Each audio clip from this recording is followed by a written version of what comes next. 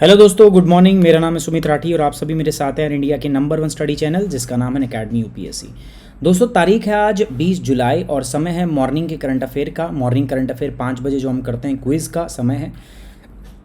आ जाइए, फटाफट से उठ जाइए दोस्तों, मेरे साथ क्विज़ कीजिए। 5 क्वेश्चन बेहतरीन आपके लिए लेके आया हूँ। 5 टॉपिक आपके कंप्लीट हो जाएंगे यहाँ से।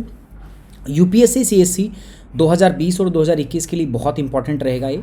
सुमित 10 ये मेरा कोड है दोस्तों, इस कोड का आप इस्तेमाल कर सकते हो to get the 10% off Unacademy. देखो दोस्तों, 2 साल का अकेडमी पे जो सब्सक्रिप्शन है it will cost you around 64,000, but you can get this subscription only at कितने रुपए में आप ले सकते हो? ये 57,000 रुपये में आपका हो सकता है। 1 साल का जो सब्सक्रिप्शन है दोस्तों ये आपका 44,000 रुपये का है और ये 39,000 रुपये में आपको हो सकता है। तो पहली चीज़ क्या है दोस्तों? आपका डिस्काउंट। सो फर्स्ट चीज़ है डिस्काउंट और सेकंड जो चीज़ है वो क्या है? गाइडेंस। देखो, गाइडेंस का ना एक बहुत इंपॉर्टेंट रोल होता है दोस्तों। गाइडेंस बहुत ही इंपॉर्टेंट होता है आपके करियर के लिए। मैंने भी गाइडेंस, एक प्रॉपर गाइडेंस के बाद में 2015 और 2017 में 2 टाइम्स इस एग्जाम को मैंने क्लियर किया है। सो आप सभी से मेरी विनती है, मेरा आग्रह है, तो मैं आपको गाइड कर सकता हूँ। बस उसके लिए आपको कोड क्या यूज़ करना पड़ेगा? You have to use the code Sumit 10। दोस्तों, अगर सुमित 10 कोड यूज़ करके आप सब्सक्राइब करते हो तो अभी वर्तमान में अपना वर्ल्ड ज्योग्राफी का कोर्स चल रहा है। आप वर्तमान में मेरे साथ जुड़ सकते हो वर्ल्ड ज्योग्राफी में। कोड यूज़ करना होगा आपको सुमित 10। इसके अलावा आपको मैं बता दूं दोस्तों, फिजिकल ज्योग्राफी का भी कोर्स है, इंडियन ज्योग्राफी का भी कोर्स है और साथ साथ में आपका इकोलॉजी का कोर्स है। सारे कोर्सेज आप ज्वाइन कर सकते हो। बस आपको यूज़ क्या करना है दोस्तों? आपको यूज़ करना है code and the code is the Sumit 10। Sumit 10 code आप यूज़ करेंगे। पहली जो आज की स्कीम है that is related to the prasad. प्रसाद से है ये। प्रसाद की फुल फॉर्म क्या है दोस्तों? प्रसाद की फुल फॉर्म क्या है? प्रसाद की फुल फॉर्म है national mission on pilgrimage regeneration and spiritual heritage augmentation drive. So इसके बारे में 2 स्टेटमेंट दी गई है, आपको बताना है which of the above statements are incorrect. Incorrect statement आपको ढूंढ के मुझे बतानी है। पहला, the main objective of the scheme is to identify circuits that have immense tourist potential and developed in the planned and prioritize manner. दूसरा है, it is a central sector scheme launch by the ministry of tourism. आपको मुझे इसमें से सही statement जो है वो ढूंढ के बतानी है। फटाफट से जल्दी से स्टेटमेंट देखिए दोस्तों।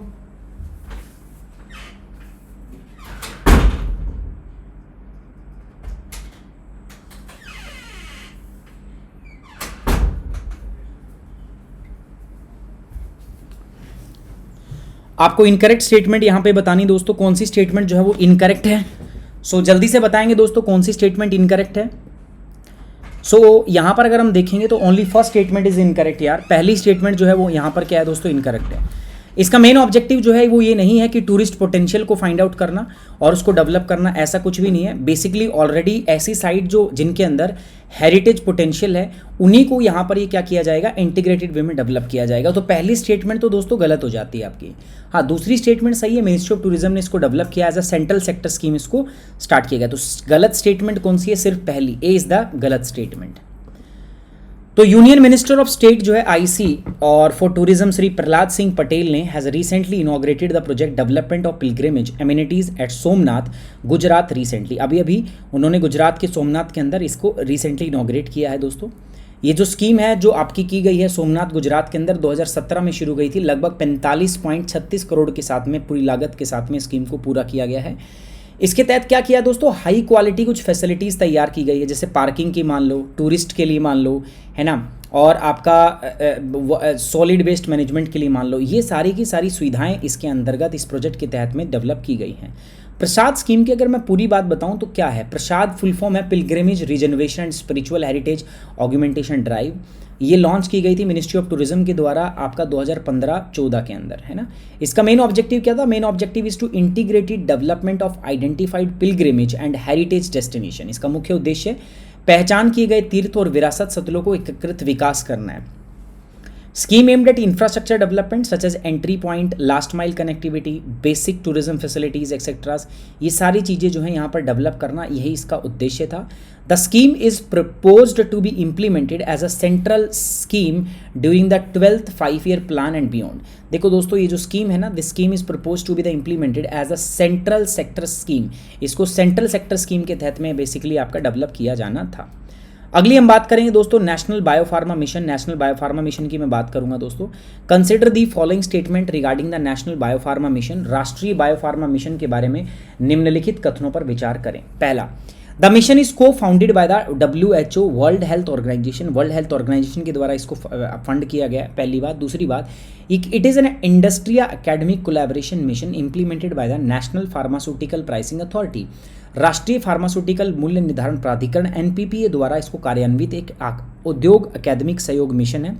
आपको स्टेटमेंट बतानी करेक्ट कौन सी है दोस्तों? मैं बता दूं आपको, दोनों में से कोई भी स्टेटमेंट करेक्ट नहीं है। हाँ, फंडेड तो किया गया but not by the world health organization but world bank के द्वारा 50% फंड दिया गया है इसको।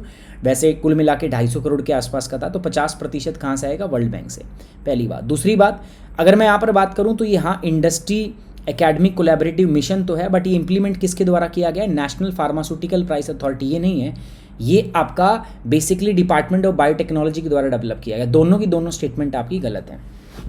नेशनल बायोफार्मा मिशन एक इंडस्ट्री और एकेडमिक का, इंडस्ट्री समझते हो, उद्योग, और एकेडमिक्स मतलब आपका जो कॉलेज है, स्कूल है, जो एजुकेशनल इंस्टीट्यूशंस हैं, है ना, उनकी हम बात कर रहे हैं। कोलैबोरेटिव मिशन से of department of biotechnology for accelerating early development for the biopharmaceuticals. ये बायोफार्मास्यूटिकल्स के लिए प्रारंभिक विकास में तेजी लाने के लिए जैव प्रौद्योगिकी विभाग का एक उद्योग अकादमिक सहयोगात्मक मिशन है। National biopharma mission industry academic collaborative mission for accelerating early development of the biopharmaceutical. Innovate in India I3 इसको बोलते हैं, interactive meeting for the better understanding of the RFP। सो आपका इनके सबके लिए है दोस्तों आपका ये। It is being implemented by the biotechnology research assistance council. इसके द्वारा ये किया गया है। किसकी बात कर रहा हूँ मैं? Biotechnology research assistant council. ये एक पब्लिक सेक्टर अंडरटेकिंग है, किसके अंदर में? Department of biotechnology. तो बेसिकली इसके द्वारा इसको इम्प्लीमेंट किया जाता है, ठीक है, ना कि नेशनल फार्मास्यूटिकल प्राइसिंग अथॉरिटी के द्वारा। नेशनल बायोफार्मा मिशन जो है ना, ये इसको अप्रूव किया गया था किसके द्वारा? आपका कैबिनेट के द्वारा for the implementation May 2017। Total cost कितना था? $250 $250 मिलियन, जिसमें 50% जो पैसा है वो वर्ल्ड बैंक ने दिया था। Program is dedicated to deliver the affordable products to the nations which aims to improve the health standard of India's population. इसका पर्पस क्या था? इसका पर्पस बेसिकली ये था, एक डेडिकेटेड प्रोग्राम था जिसका पर्पस था to deliver affordable products to the nation with an aim to improve the health standard of the Indian population. कि भारत की जो जनसंख्या है उसको अफोर्डेबल मतलब आपका कम किफ़ायती दरों पर उनको उत्पाद वितरित किया जा सके और भारत की आबादी के स्वास्थ्य मानकों में सुधार किया जा सके। Vaccine, medical device, diagnostics and biotherapeutics are few of the most important domains besides strengthening the clinical trial capacities and building technology transfer capabilities in the country। तो ये इसके क्या थे दोस्तों? आपके पर्पस थे। किस प्रकार से वैक्सीन बनाने हमें, मेडिकल डिवाइस डेवलप करने हैं, डायग्नोस्टिक्स जो है अलग अलग प्रकार के वो हमें डेवलप करने हैं, बायोथेरेप्यूटिक्स डेवलप करने हैं। तो इन सब के लिए दोस्तों इसको चलाया गया था, ठीक है। अगला सवाल हम इसी काउंसिल से ही पूछ रहे हैं आपसे कि क्या है? Consider the following statement regarding the biotechnology industry research assistance council. देखो, ये एक PSU है, पब्लिक सेक्टर अंडरटेकिंग, जो डिपार्टमेंट ऑफ बायोटेक्नोलॉजी के अंडर में काम करता है। इसी के द्वारा जो नेशनल बायोफार्मा मिशन है वो इंप्लीमेंट किया गया है। बायोफार्मा मिशन का मतलब क्या है? उसका पर्पस क्या है दोस्तों? वो पर्पस क्या है कि अफोर्डेबल प्राइस के ऊपर दोस्तों भारत के जो Indian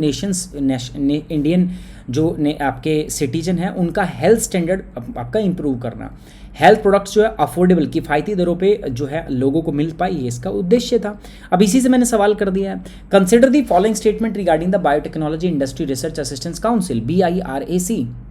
so it is a not for profit public sector enterprises set up by the ministry of chemical and fertilizer.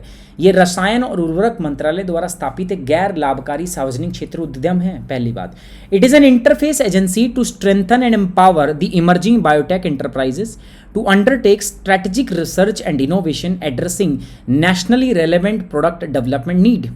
ये राष्ट्रीय स्तर पर प्रशासनिक उत्पाद विकास आवश्यकताओं को संबोधित करते हुए रणनीति अनुसंधान और नवाचार करने के लिए उभरते बायोटेक उद्यम को मजबूत करने और सशक्त बनाने के लिए एक इंटरफेस एजेंसी है। आपको बताना है दोस्तों which of the above statement are incorrect. तो मैं बता दूं, ये ministry of chemical and fertilizer के अंडर में तो है नहीं, ये किसके अंडर में, डीबीटी डिपार्टमेंट ऑफ बायोटेक्नोलॉजी, और ये किस में है, ये ministry of science and technology के अंडर में आता है। तो पहला स्टेटमेंट भी गलत हो गया आपका। दूसरा स्टेटमेंट गलत है सही है वो देखना पड़ेगा। तो दूसरा स्टेटमेंट सही है। इनकरेक्ट स्टेटमेंट पूछा था तो only first is the incorrect. ठीक है। सो एक नॉट फॉर प्रॉफिट कंपनी है जो सेक्शन 8 शेड्यूल बी के तहत में बनाई जाती है। सेक्शन 8 कंपनी को हम नॉट फॉर प्रॉफिट कंपनी भी कहते हैं। तो या तो नॉट फॉर प्रॉफिट लिख दो या सेक्शन 8 कंपनी लिख दो, बात एक ही होगी। ठीक है ना। तो ये डिपार्टमेंट ऑफ बायोटेक्नोलॉजी के अंडर में इसको बनाया गया है दोस्तों। ओके। तो एक इंटरफेस एजेंसी है to strengthen and empower the emerging biotech enterprises to undertake strategic research and innovation addressing national relevant products development needs. ठीक है। अगली बात करते हैं दोस्तों कंज्यूमर प्राइस इंडेक्स सीपीआई। देखो दोस्तों सीपीआई पहले क्या होता था, कंज्यूमर उपभोक्ता मूल्य सूचकांक। आप चीज़ें खरीदते हो अलग अलग, भाई सब्जी खरीदते हो, कपड़े खरीदते हो, ठीक है, अलग अलग चीज़ें खरीदते हो, तो आपके बिहाफ पर प्राइस कितना बढ़ा है उसको देखा जाता है। जैसे मैं एग्जाम्पल मान लेता हूँ, मैंने एक टी शर्ट खरीदी थी, ठीक है, मैंने 2005 में एक टी शर्ट खरीदी थी जिसका प्राइस कितना था, 100 रुपये। ठीक है। यही टी शर्ट अब मैंने खरीदी, टी शर्ट जो है मैंने खरीदी आपका 2020 में, और इसका प्राइस जो है दोस्तों वो 100 रुपये से बढ़ के 200 रुपये हो चुका है। अब मुझे प्राइस इंक्रीज निकालना है किसके रेस्पेक्ट में, 2005 के रेस्पेक्ट में। तो आप देखो कब का बढ़ कितना गया दोस्तों, बताओ आप कितना प्राइस बढ़ा है, आपका 100 रुपये बढ़ा है ना भाई, यहाँ से 100 रुपीज़ बढ़ गया। किस पे निकालना है मुझे 2005 के प्राइस पे निकालना है। 2005 में प्राइस कितना था, 100, तो 100 बढ़ गया, 100 इसका है मल्टीप्लाई बाय परसेंटेज के लिए 100 लगाना होता है, मतलब प्राइस कितना बढ़ गया, 100%। ऐसे ही कर सकते हो आप। 1 किलो गोभी हम लेते थे 2005 में, वो 20 रुपये की थी, 1 kg कितने की, 20 रुपये की। आज वो 1 किलो गोभी जो है वो 30 रुपये की मिल रही है। तो प्राइस कितना बढ़ गया दोस्तों, 10, किस पे बढ़ गया, 20 पे, मल्टीप्लाई बाय 100 कितना आ गया दोस्तों आपका, ये आ गया 50। तो 50% इन्फ्लेशन है, ये 100% इन्फ्लेशन होगी। तो इसको हम बोलते हैं सीपीआई, कंज्यूमर प्राइस इंडेक्स। एक बेस ईयर हमें फिक्स करना पड़ता है इसके लिए, तो इसको हम क्या बोलते हैं, CPI, consumer price index, CPI हम इसको बोलते हैं, है ना। अब हुआ क्या है दोस्तों, कोविड-19 के चलते अगर हम बात करें तो ज़्यादातर जो उपभोक्ता आपके स्टोर पर जाकर सामान नहीं खरीद रहे, है ना, वो जो ब्रिक एंड मोटार सिस्टम है उसके ऊपर जाकर वो नहीं खरीद रहे, वो ज़्यादातर कहाँ जा रहे हैं, ऑनलाइन प्रोडक्ट्स जो है वो अपना रहे हैं। अभी जो ऑनलाइन प्रोडक्ट्स हैं ना, ये सीपीआई के अंडर में इंक्लूड नहीं किए जाते। तो अभी एसबीआई का एक आपकी रिसर्च है उसके अंदर ये साफ हुआ, तो उन्होंने बोला है कि जो हम सीपीआई अब निकाल लेंगे ना कोविड-19 के बाद में, तो उसमें हमें ऑनलाइन प्रोडक्ट को भी इस्तेमाल करना चाहिए। ऑनलाइन जो प्रोडक्ट्स हैं वो इस्तेमाल हमें करने चाहिए, क्योंकि ज़्यादातर लोग जो है कोविड-19 के बाद में अब ऑनलाइन शॉपिंग करने लगे हैं। Consider the following statement regarding the consumer price index. CPI also take into account the online price of the product while computing the retail inflation. CPI खुदरा मुद्रास्फीति गणना करते समय उत्पादों की ऑनलाइन कीमतों पर भी ध्यान रखता है। गलत बात है, ये होता तो हम कहते ही क्यों, है ना, ये तो स्टेटमेंट ही गलत है। The change in the CPI I uses to assess the price change associated with the cost of living. So आपको मुझे सही स्टेटमेंट बतानी थी, तो पहला तो गलत था, तो दूसरा ही बचा, दूसरा ही है आपका। ठीक है। तो अभी मैंने क्या बोला आपका, द एक्चुअल इन्फ्लेशन। अभी इन्होंने जो इन्फ्लेशन बताई है, तो एसबीआई ने अपनी एक रिपोर्ट रखी है जिसको नाम दिया इको रैप। तो उसने इको रैप के अंदर में क्या बोला पता है आपको, इको रैप में बोला है कि जो अभी इन्फ्लेशन सीपीआई जो अभी आई है ना, वो 90 बेसिस पॉइंट एक्चुअल में हाइयर है, जो हमने दी है उससे हाइयर है। अब ये किसने कैलकुलेट किया, एनएसओ ने, और ये किसके अंडर में काम करता है, ministry of statistic and program implementation, MOSPI। इन्होंने अभी सीपीआई जो है वो रिलीज़ की है फॉर द जून 2020। ठीक है। सो अलग अलग सेक्टर के लिए, जैसे हाउसिंग, अपैरल, ट्रांसपोर्टेशन, एजुकेशन, ठीक है, other goods and service, recreation, medical care, food and beverages, इनके लिए बेसिकली आपका ये निकाली जाती है दोस्तों। 8 मेजर ग्रुप्स हैं कंज्यूमर प्राइस इंडेक्स के। तो एसबीआई की जो रिपोर्ट थी आपका इकोनॉमिक रिसर्च डिपार्टमेंट की, जिसको टाइटल दिया गया इको रैप, इन्होंने ऑब्जर्व किया कि कोविड-19 के बाद में ना ये जो आउटलेट बायस हो गया, लोग आउटलेट पे जा ही नहीं रहे, लोग क्या कर रहे हैं, ऑनलाइन परचेज कर रहे हैं। तो हमें ऑनलाइन इन्फ्लेशन को अकाउंट करने के लिए, रिटेल इन्फ्लेशन को अकाउंट करने के लिए हमें ऑनलाइन प्राइस को भी इन्वॉल्व उसके अंदर में करना पड़ेगा। ठीक है। सो अगला सवाल है दोस्तों, housing finance companies. So HDFC, Indiabulls home loans, LIC, HFL, DHFL, L and T finance, ये सब क्या हैं दोस्तों, these are the housing and finance companies. इनसे संबंधित स्टेटमेंट के बारे में चलते हैं। Consider the following statement regarding the housing finance company HFC. Housing finance company के बारे में निम्नलिखित कथनों पर विचार करें। HFC is a company registered under the companies act 1956 which is a part of payment and settlement system. यहां तक तो बात सही है, एचएफसी इज ए कंपनी जो कंपनी एक्ट के अंदर रजिस्टर्ड की गई है, but they are not a part of payment and settlement system. ये पेमेंट सेटलमेंट सिस्टम के भाग नहीं होते, गलत है। HFC are regulated by the national housing banks. देखो पहले की जाती थी बट बाद में इनको हटा दिया गया है, तो अब ये इनके द्वारा रेगुलेट नहीं की जाती। सो करेक्ट स्टेटमेंट अगर हम बात करें, अब आरबीआई रेगुलेट करता है इनको, तो कोई भी स्टेटमेंट करेक्ट नहीं है, नाइदर वन नोर टू। अभी रिसेंटली अगर मैं बात करूं तो हाउसिंग, नेशनल हाउसिंग बैंक जो है वो स्टेप इन किया है जब हाउसिंग फाइनेंस कंपनियों ने अपने आप को दिखा दिया कि हम दिवाले हो गए हैं।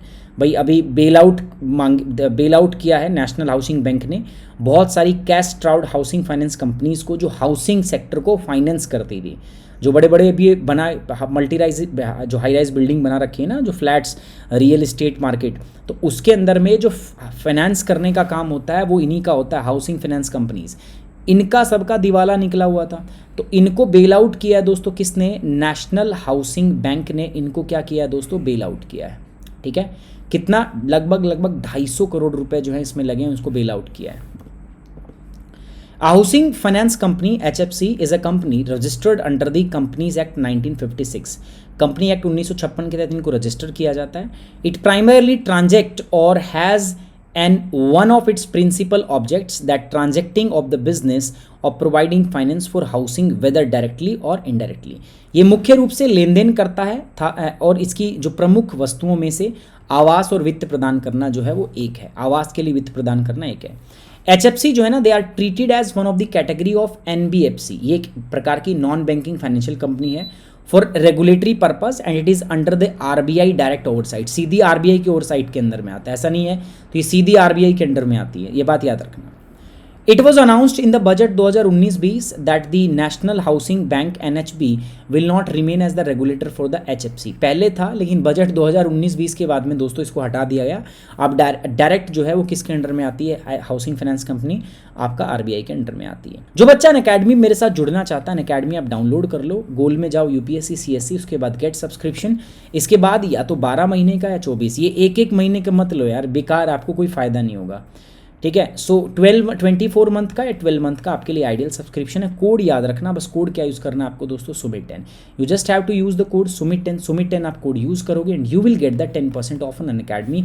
एंड साथ में आपको क्या मिलेगा दोस्तों, guidance, which is more important than the discount, है ना। सो याद रखना, अगर आप चाहते हैं मैं आपको गाइड करूँ तो आपको कोड क्या यूज़ करना है दोस्तों, सुमित10 कोड यूज़ करना है। Okay, on this note I am ending this class. Thank you very much, take care, bye bye, Jai Hind. Thank you दोस्तों, लव यू गाइज। मिलते हैं 8 बजे के सेशन में, आज 8 बजे सेशन होगा हमारा।